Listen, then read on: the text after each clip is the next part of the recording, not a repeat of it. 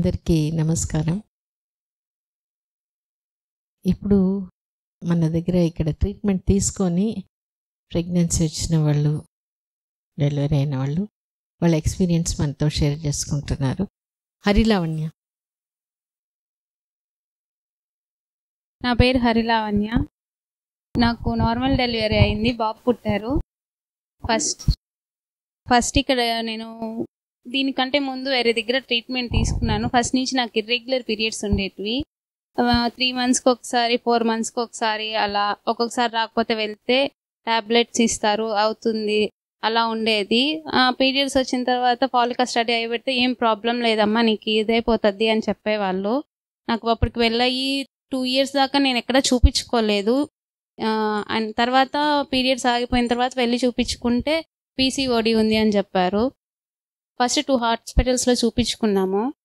చూపించుకున్న తర్వాత అక్కడ వెళ్తున్నాము, వస్తుంది, పీరియడ్ వస్తుంది, బాగుందని చెప్తున్నారు, కానీ ఏం రిజల్ట్స్ లేదని చెప్పి మా హస్బెండ్కి తెలిసిన వాళ్ళు, మా అమ్మకి తెలిసిన వాళ్ళు, ఆండాల్ మేడం వాళ్ళు బాగా చూస్తారు అని చెప్తే ఇక్కడికి వచ్చాము.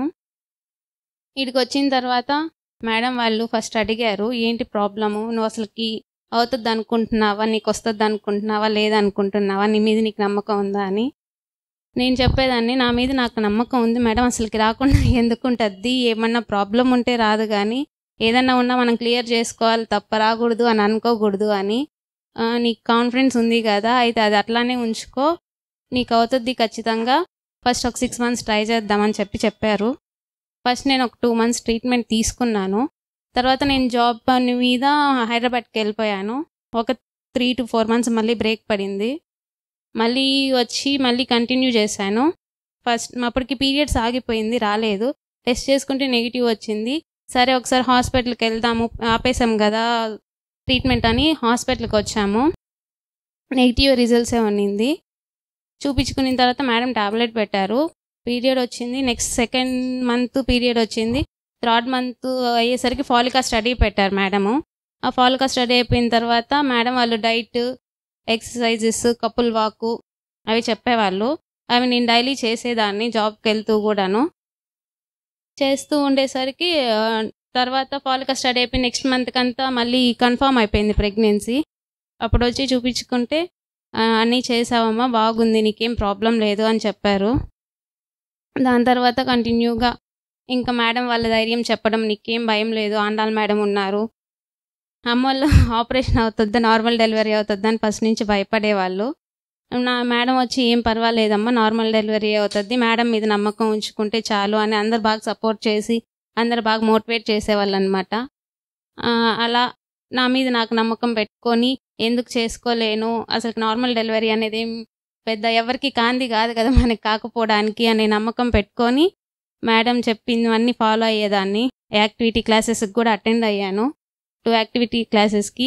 అక్కడ కూడా ఏమన్నా డౌట్స్ ఉన్నప్పుడు అడిగి క్లియర్ చేసుకొని, మేడం వాళ్ళు చెప్పిన ఎక్సర్సైజెస్ కానీ, వాళ్ళు చెప్పిన మోటివేషన్ స్పీచెస్ కానీ అన్నీ చేసేదాన్ని టైం ఉన్నప్పుడల్లా. దాని తర్వాత అంతా బాగానే ఉంది, నార్మల్ డెలివరీ అయిపోతుంది, నీకేం భయం లేదు అని చెప్పి మేడం మీద నమ్మకం ఉంచమన్నారు. అలానే నేను మేడం మీదే నమ్మకం ఉంచాను. మేడమే చూసుకుంటారు అంతా, మనకేం ప్రాబ్లం లేదు అని చెప్పి. ఈ రీసెంట్ లాస్ట్ ట్యూస్డేనే బాబు పుట్టాడు. నాకు నార్మల్ డెలివరీయే అయ్యింది. ఎట్లా అనుకున్నావు? ఎందుకంటే ఆ డెలివరీ టైంలో ఎట్లా ఫీల్ అయినావు? ఎప్పుడు పెయిన్స్ వచ్చింది, ఎప్పుడు అయింది? ఫస్ట్ పెయిన్స్ స్టార్ట్ అయింది చిన్నగా, ఒక 1 day ముందు హాస్పిటల్కి వచ్చాము. అడ్మిట్ అవ్వమ్మా, నీకు ఎందుకైనా మంచిది అన్నారు. అడ్మిట్ అయ్యాను. ఆ రోజు నైట్ కొంచెం కాంట్రాక్షన్స్ ఎక్కువ అయ్యాయి. తర్వాత మార్నింగ్ డైలీ వచ్చి ప్రతి 1 hourకి అట్లా చెక్ చేస్తూ ఉండేవాళ్ళు. చెక్ చేసిన తర్వాత కొంచెం ఎక్కువ అయ్యేసరికి మేడం వాళ్ళు పెయిన్ తట్టుకోగలుగుతాను అని నమ్మాను. ఫస్ట్ నుంచి నా బేబీకి కూడా చెప్పుకున్నాను, నార్మల్ డెలివరీ చేసుకోవాలన్నప్పుడల్లా కూడా బేబీ కిక్స్ ఇచ్చేది, బాగా మూమెంట్స్ ఇచ్చేది అనమాట. ఏమన్నా చెప్పుకోవడం కానీ, నేను వర్క్కి వెళ్ళేటప్పుడు కూడా వామిటింగ్స్ అవన్నీ అయ్యేటప్పుడు మాకు వాష్రూమ్ పైన ఉండేది. మేడం వాళ్ళేమో ఫస్ట్ 3 months ఎక్కి దిగకూడదు అనేవాళ్ళు. వామిటింగ్స్ అవుతున్నప్పుడు చెప్పుకున్నప్పుడు కానీ, ధైర్యంగా ఉండాలి, నువ్వు ఇలా చేస్తే అమ్మకు కష్టమైపోతుంది, మన ఇద్దరం గట్టిగా ఉంటేనే నువ్వు బయటకు వస్తావు, నేను నిన్ను ఎత్తుకోగలను ఆడుకోగలను అని చెప్పినప్పుడు విని అప్పుడు కొంచెం తగ్గుతా వచ్చింది 3 months కంతా. అట్లా ఉండేది. ఎప్పుడు ఏం మాట్లాడినా కూడా బాగా రెస్పాండ్ అయ్యేదన్నమాట. అలానే నార్మల్ డెలివరీ గురించి కూడా బాగా చెప్పుకున్నాను. అది బాగా టాక్ టు బేబీ బాగా యూజ్ అయింది నాకు. ప్లస్ ఎక్సర్సైజెస్ కానీ డైట్ కానీ అవన్నీ బాగా యూజ్ అయ్యాయి మేడం. ఇప్పుడు ఎట్లా బేబీ నువ్వు మాట్లాడితే చూస్తా ఉంటుంది గమ్ముగా, ఏమన్నా మాట్లాడుతుంటే గమ్ముగా చూస్తా ఉంటది. అమ్మ వాళ్ళు మాట్లాడినా కూడా నాకు ఫీడింగ్ నాది అది కూడా చెప్పుకున్నాను. వాష్రూమ్కి వెళ్ళినప్పుడు సౌండ్ చేయాలంటే ఏడుస్తుంది, కరెక్ట్గా వాష్రూమ్కి వెళ్ళినప్పుడు పాస్కి వెళ్ళినా బాత్రూమ్కి వెళ్ళినా ఏడుస్తుంది. అప్పుడు అర్థం అవుతుంది ఓకే బాత్రూమ్కి వెళ్ళి చెక్ చేసుకుంటాము. దాని తర్వాత మనం ఏమన్నా మాట్లాడినా కూడా ఏడుస్తుంది. అమ్మ ఫీడింగే తీసుకోవాలంటే ఇప్పుడు నా ఫీడింగే ఉంటుంది బాబుకి బాగా రెస్పాండ్ అవుతుంది కూడా. ఏమన్నా మాట్లాడినా అమ్మ ఇప్పుడు నలుగురు కూర్చొని ఏమన్నా మాట్లాడుకుంటున్నా కూడా గమ్ముగా అయిపోతుంది, చూస్తా ఉంటుంది. అట్లా బాగా మాటలకు రెస్పాండ్ అవుతుంది మేడం. ఫస్ట్ నుంచి స్టాఫ్ అందరితో మూవ్ అయింది కానీ వాళ్ళందరి మీద నమ్మకం, వాళ్ళ మోటివేషన్ చేసిన విధానం కానీ వాళ్ళ మీద నాకు నమ్మకం కుదిరించింది కదా. సో ఆ నమ్మకం వల్లనే ఆ డెలివరీ అనేది అంత ఈజీగా, అందులో టాక్ టు బేబీలో కూడా చెప్పుకున్నాను. చెప్పినప్పుడు ప్రతిసారి రెస్పాండ్ అయ్యేది. ఓకే ఏం పర్వాలేదు, ఏం పెయిన్స్ అయినా కూడా తట్టుకోలేనంత వచ్చినా కూడా ఏం పర్వాలేదు, కొంచెం అడ్జస్ట్ అయిపోతే అయిపోతుంది కదా. లాస్ట్ ఒక 10 minutes అమ్మ కూడా చెప్తా ఉండేది, ఏం పెద్ద పెయిన్స్ ఉండవు, నార్మల్ గా అయిపోతుంది అనేది అమ్మ కూడా చెప్తా ఉండేది. అమ్మ చెప్తుంది కానీ గూగుల్ అంతా చాలా పెద్దది చెప్తారు కదా, చేయలేదు. డెలివరీ అంటే సినిమాలు అంతా చూపిస్తారు. అది అడిగారు, అంటే సినిమాలు అంటే ఇంకా యాక్టింగ్ కాబట్టి వాళ్ళు చూపిస్తారు, ప్రతి ఒక్కటి నమ్మేయాలని ఏం లేదు కదా. ఓకే, నువ్వు నమ్మలేదు. అమ్మ కూడా చెప్తా ఉండేది, నా చిన్నగానే అయిపోతుంది, మా అందరికి కూడా అలానే అయింది, మేము కష్టపడలేదు, నీకు అలానే అయిపోతుంది అనేది. ప్రెగ్నెన్సీ టైంలో కూడా మా హస్బెండ్ నాకు బాగా సపోర్ట్ ఉండేది. వర్క్ కానీ మేమిద్దరమే ఉండేవాళ్ళం, హౌస్ వర్క్స్ లో కానీ అన్నిటిలో. Okay okay. సో నొప్పి ఎక్కువ ఉండిందా, ఓర్చుకోలేనంత నొప్పి? లాస్ట్ ఒక 10 minutes అనిపించింది అలా. దాని తర్వాత అంతవరకు అనిపించలేదని లాస్ట్ 10 minutes అనిపించింది. చెప్పుకున్నాను అది కూడా, అమ్మ ఎక్కువ పెయిన్స్ వస్తే తట్టుకోలేదు, నువ్వు వచ్చేసేయాలి కొంచెం తొందరగా నేను అని. ఎక్కువసేపు ఉంచుకున్నా కూడా వచ్చుకోలేదు, తొందరగానే వచ్చేయాలి అని చెప్పుకునేదాన్ని. బేబీ వెయిట్ ఎంతమ్మా? 2.7 ఉన్నింది మేడం, అది కూడా చెప్పుకున్నాం. 2.6 to 2.8 లోపలే ఉండాలి అని. Very good. అంటే యాక్టివిటీ క్లాస్ లో చెప్పేవాళ్ళు అనమాట, అవన్నీ ప్రేయర్ గానీ ఏమేమి చేస్తే పాజిటివ్ థింకింగ్ వస్తుంది అవన్నీ యాక్టివిటీ క్లాసెస్ కూడా నేను అటెండ్ అయ్యాను. దానివల్ల ఏం ఉపయోగం? మనకేమైనా డౌట్స్ ఉన్నా క్లియర్ అవుతుంది, మన వే ఆఫ్ థింకింగ్ ఎలా మార్చుకోవాలో చెప్తారు. గ్రూప్ గా చేయడం వల్ల కొంచెం ఎక్సర్సైజెస్ అవి చేయడం వల్ల కూడా మనకి మైండ్ రిలాక్స్ అవుతుంది, కొంచెం రిఫ్రెష్ అవుతాము ఆలోచనల నుంచి వాటి నుంచి. మనం విడిగా చేయడానికి గ్రూప్ గా చేయడానికి ఏం? విడిగా అంటే ఒకటే ఉంటది, ఏదో ఒకటి ఆలోచిస్తుంటాం పక్కన ఎవరు ఏం లేకపోతే. గ్రూప్ గా అనుకోండి అందరితో కలిసి చేస్తాం కాబట్టి way of thinking mind set అంతా మారిపోతుంది.